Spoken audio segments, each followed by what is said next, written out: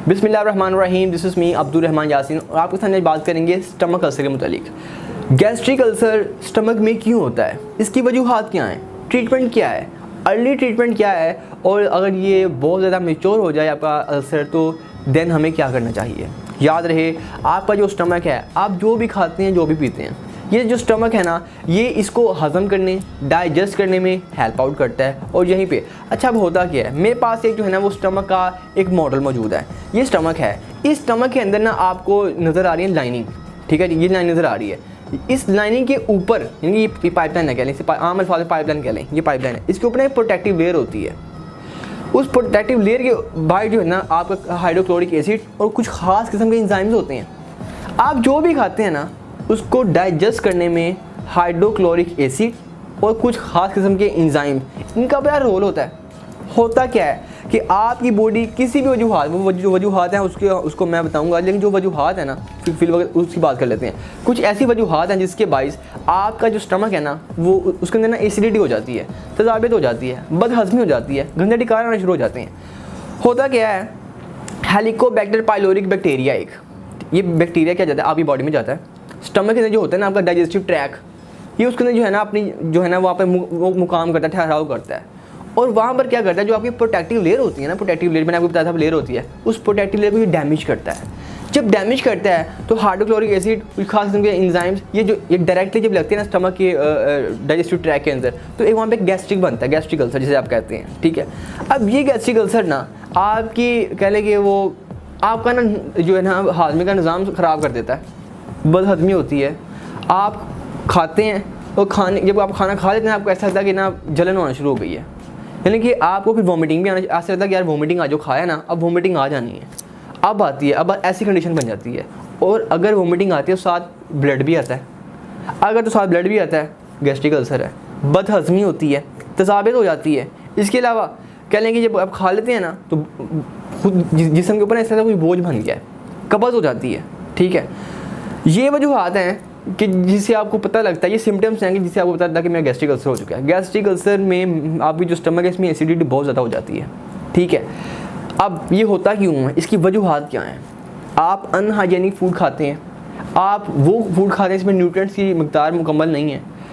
ये भी वजह हो सकती है कि आप न्यूट्रिएंट्स बॉडी में मुकम्मल तौर पर ले ही नहीं रहे, ये भी वजह हो सकती है। जब आप अनहाइजेनिक फूड लेते हैं, वो फूड लेते हैं जिसमें न्यूट्रिएंट्स नहीं है, आपका जो स्टमक की इम्यूनिटी वीक हो जाती है, ठीक है। हेलिकोबैक्टर पाइलोरी बैक्टीरिया इजीली जो है ना उसके अंदर चले जाते हैं और वहाँ पर आपका जो है ना वो उसको आपका हाजमे का निज़ाम ख़राब करना शुरू कर देते हैं और डैमेजिंग करना शुरू कर देते हैं चीज़ों को, ठीक है जी। इसके साथ साथ अगर आप डाइट रूटीन पर नहीं ले रहे, जिस तरह के आज आप खाना खाया आपने दोपहर का 2 बजे, कल आपने खाया था 1 बजे, कल आप खाएँगे 3 बजे, परसों आपने खाएँगे नहीं, फिर दिल किया, जब आप विदाउट रूटीन, आप जब दिल किया खाया, जब दिल ना किया ना खाया, जब ये काम करते हैं ना, जब आपकी रूटीन नहीं बनती, तब भी आपका स्टमक ख़राब हो सकता है। और आज की अगर मैं दौर की बात करूं, हर दूसरा बंदा उसको स्टमक डिजीज़ है। वो क्यों नहीं कोई चीज़ खा रहा, भाई मैदे पे लगेगी। ये मशरूब क्यों नहीं पीना, भाई मैदा ख़राब होता है। ये क्यों, हर बड़े तो बड़े, भाई बच्चे भी स्टमक का जो है ना स्टमक अल्सर के मरीज़ बन रहे हैं। स्टमक अल्सर ना भी सही तो कम अज़ कम ना वो मैदे की कोई ना कोई इनको प्रॉब्लम है ज़रूर, हर दूसरे बंदे को। उसकी वजह सिर्फ यही है कि जिस टाइम मर्ज़ी उठना, जिस टाइम मर्ज़ी लेट जाना, कोई रूटीन नहीं है, ना सोने की कोई रूटीन है। जब सोने की कोई रूटीन नहीं है तो फिर खाने पीने की कोई रूटीन नहीं है। जब फिर कोई खाते हैं तो अनहाइजेनिक फूड खाते हैं, जिस तरह के हम लोग के जिनके पुअर रिच कल्चर के अंदर आजकल की वाम फंसी हुई है, ठीक है जी। यानी कि आप जो फूड रेडीमेड जिसे फूड कहते हैं, जब ये बाय करते हैं ना बाहर से आप, इसके अंदर न्यूट्रिएंट्स नहीं होते। और ख़ास तौर पर जब आप चीज़ों को फ्रीज़ करते हैं ना, फ्रीज़ करते हैं जब चीज़ों को, तो जब फ्रीज़ करने के बाद जो उसमें न्यूट्रिएंट्स की मकदार, न्यूट्रिएंट्स सारे निकल जाते हैं। फ्रीज़ चीज़ों के अंदर न्यूट्रिएंट्स नहीं होते, ठीक है जी। वो जब खाते हैं ना, वो आप ऐसे कह लें कि वो आप है ना गुजारा करने के लिए खा रहे हैं, बॉडी को उससे कोई फ़ायदा नहीं होगा, अगर चाहे नुकसान ज़रूर हो सकता है। फ्रीज़ चीज़ें कम खानी चाहिए, और बल्कि फ्रीज़ की चीज़ों को खाना ही नहीं चाहिए। चीज़ों को फ्रीज़ मत करके मत खाएँ, बल्कि जो है ना वो खालिश चीज़ें, खालिश ग़िज़ा खाएँ। इसके साथ साथ अगर आप स्मोकिंग करते हैं, आपको ये है ना स्टमक अल्सर हो सकता है। अगर आप अल्कोहल लेते हैं, स्टीरॉइड लेते हैं, आपको अल्कोहल हो सकता है, जो है ना ये मसला बन सकता है आपको स्टमक का, ठीक है जी। सिम्टम मैंने आपको इसकी बता दी हैं कि खाने के जो है ना बाद आपको बोझ सा लगता है, आपको वोमिटिंग आना शुरू होती है, वोमिटिंग आती है तो ब्लड साथ आता है, ये इसके साथ आपका वेट लॉस होना शुरू हो जाता है। वेट लॉस क्यों होता है भाई, जब आप खाएंगे ना तो आपका जो है ना फिर से वो निज़ाम ख़राब हो गया, जलन शुरू हो गया, आपने कहना खाओ ही ना, आप खाना ही कम कर देंगे, जिसकी वजह से आपका वेट लॉस होगा। ठीक है जी। डायग्नोज क्या है, ट्रीटमेंट क्या है इसका?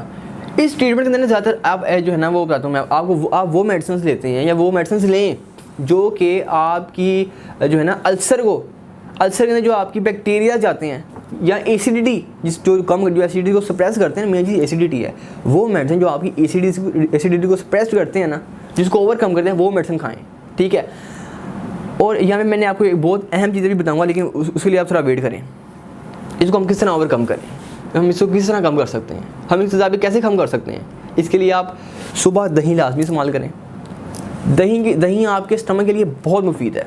ठीक है जी। उसके साथ साथ सलाद का इस्तेमाल लाजमी करें, जब भी खाना खाएं सलाद लाजमी साथ खाएं। ठीक है जी। इसके साथ साथ अगर बात की जाए, खाना रूटीन पर खाएं, खाना पूरी रूटीन के ऊपर खाएं।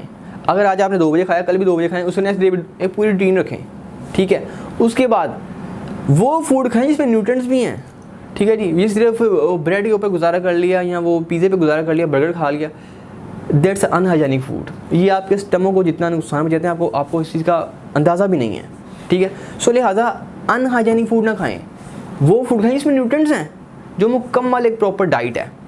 फलों का इस्तेमाल लाजमी करें। ठीक है जी। सेब और सेब का जूस ख़ास तौर पर आपके स्टमक के लिए बहुत फ़ायदेमंद है, ये लाजमी पिएँ। ठीक है जी।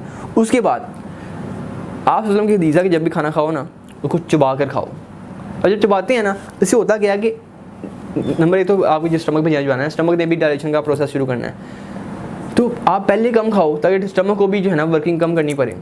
खाने कम से मुराद नहीं, मेरे को चबा के खाओ, जितना चबा सकते हो, जब तक खाना बिल्कुल वो सलाइवा के साथ सलाइवा ना बन जाए, आप वो अंदर ले जाओ, फुल उसको चबाओ और फिर खाओ।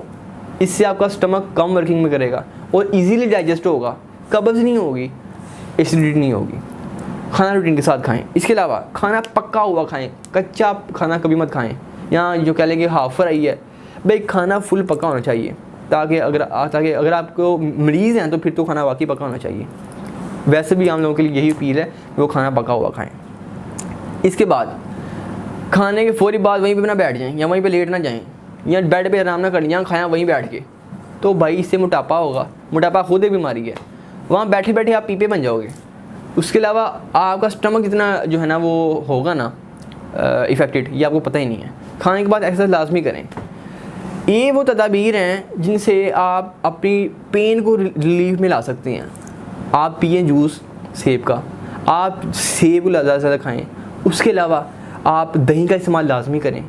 ठीक है जी। पानी ज़्यादा से ज़्यादा यूज़ करें। उसके अलावा फूड हाइजीनिक खाएँ, वो फूड खाएँ जिसमें न्यूट्रिएंट्स ज़्यादा हैं।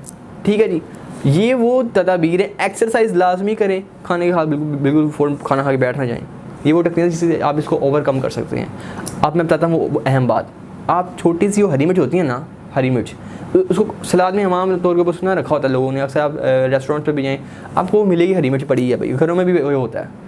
आप एक कच्ची हरी मिर्च खाते हैं, आपको स्टमक को बहुत नुकसान पहुँचाती है, लेकिन हम शौक में खा जाते हैं, ये आपको नुकसान पहुँचाती है और ये तो फिर कच्ची है। आप वो देखें कि जो ये तो केक सिर्फ मीठी सी ना, जो होता है ना, जो फूड होता है, जो फास्ट फूड होता है, उसके अंदर आप स्पेशल कॉल करते हैं कि भाई पूरा जो है ना वो रखना, स्पाइसी फूड रखो, स्पाइसी फूड रखो ताकि हमारा मैदा ख़राब हो और हम डॉक्टर के पास जाएं। भाई ये भी बात ठीक है, आपके मैदे ख़राब होंगे तो डॉक्टर्स की जो है ना वो बढ़ेगी ना, लेकिन आप अपने आप को बचाओ। स्टमक से बहुत फैल चुका है। ठीक है जी। बहुत फैल चुका है। फास्ट फूड के अंदर जितना वो होता है ना वो जहरीला मादा, और जितनी उसके अंदर वो मिर्ची और आपका बेरागर करती हैं, फास्ट फूड को कम करें। अगर आप ज़िंदगी के अंदर मैदा चाहते हैं ना, अगर अच्छा मैदा चाहते हैं तो अच्छी खुराक खाएं, ये छोड़ दें ये फास्ट फूड को। ये वो तदाबीर थी जो आपको तक डिस्कस कर रहा था। इसके साथ मुझे दीजिए इजाज़त, फरमा अलैना इल्लल बलागुल मुबीन। Thank you.